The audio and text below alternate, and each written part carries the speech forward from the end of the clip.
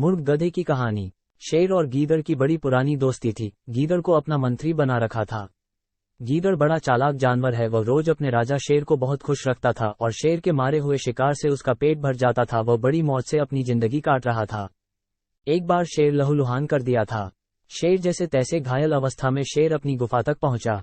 शेर इतना घायल हो चुका था कि उसके तो सामने भोजन के भी लाले पड़ गए। वह गुफा में भूखा प्यासा पड़ा रहता था। जख्मी होने के कारण वह भोजन की तलाश में जंगल में भी नहीं जा सकता था। शेर के भूखों मरने की नौबत आती जा रही थी।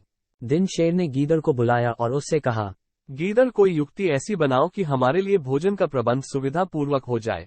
किसी भोले भाले जानवर को बहला फुसलाकर ले आओ ताकि मेरी भूख की आग शांत हो सके। बीमार हूं। गीदड़ ने शेर की हाँ में हाँ करते हुए कहा, जैसी आपकी आज्ञा महाराज। मैं तो स्वयं ही आपके लिए भोजन का प्रबंध करने के विचार से जंगल की ओर जा ही रहा था। ऐसा कहकर गीदड़ जंगल से किसी जानवर की तलाश में निकल पड़ा। दूर खेत में उसे एक मोटा ताजा गधा दिखाई दिया। गीदड़ उसके पास पहुंचा। गधा बड़े मजे से मक्का खा रहा था। गीदड़ ने उसके पास पहुंचकर एक नाटक शुरू कर दिया। उसने कहा, गधे भाई, कैसे हो? तुम्हारी जिंदगी कैसी चल रही है? मैं अपनी बात करूं तो मैं तो बड़े मौज से रहता हूं, पेट भर खाने को मिलता है। लेकिन एक तुम हो जो पूरा दिन बोझा धोते हो और अपनी जिंदगी खराब कर रहे हो। बूढ़ा होने पर तुम्हारा मालिक तुमको घर से निकाल देगा और फिर तुम्हारा बुढ़ापा काटना कठिन हो जाएगा।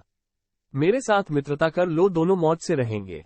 गधे को ये योजना बड़ी पसंद आई और वो गीदड़ से मित्रता करके उसके साथ जंगल की ओर चल दिया। दोनों बातें करते घूमते घूमते जंगल में पहुंच गए जहां शेर अपनी गुफा में बैठकर उनकी प्रतीक्षा कर रहा था।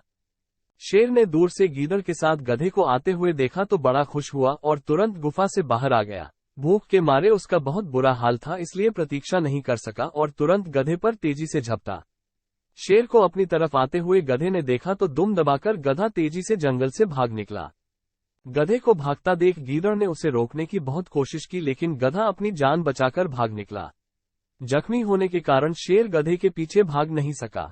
गीदड़ ने शेर से जाकर कहा, महाराज, इतनी युक्ति लगाकर मैं गधे को बहला फुसलाकर लाया था। आपने जरा भी प्रतीक्षा नहीं की और वो डर कर भाग गया।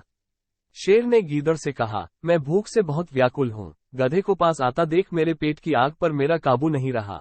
असल में मैं उस समय तैयार नहीं था। भूख से व्याकुल होकर मैंने अपना संयम खो दिया था। अब तुम किसी भी तरह उसे वापस ले आओ। मैं पहले से ही गुफा में छुपकर तैयार रहूंगा। बस जैसे ही वो गुफा के करीब आएगा मैं उसे दबोच लूंगा। इस बार कोई भी जल्दबाजी नहीं करूंगा। गीदड़ दूसरे दिन जैसे ही गधे के पास पहुंचा, गधे ने गीदड़ को देखकर मुंह फेर लिया। गधे को ऐसा करते देख गीदड़ ने कहा, गधे भैया, ऐसा प्रतीत होता है कि तुम मुझसे नाराज हो। की बात को अनसुना कर गधे ने उससे सीधे मुंह बात करना उचित नहीं समझा और पीठ घुमाकर खड़ा हो गया।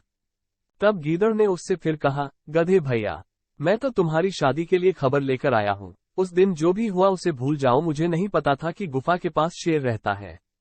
उस दिन तुम्हें एक सुंदर गधी ने देखा था और वह तुमसे शादी करने के लिए हटकर बैठी है। गधी तुम्हारी प्रतीक्षा में बैठी है। वो तुम्हारा स्वागत करने के लिए व्याकुल है।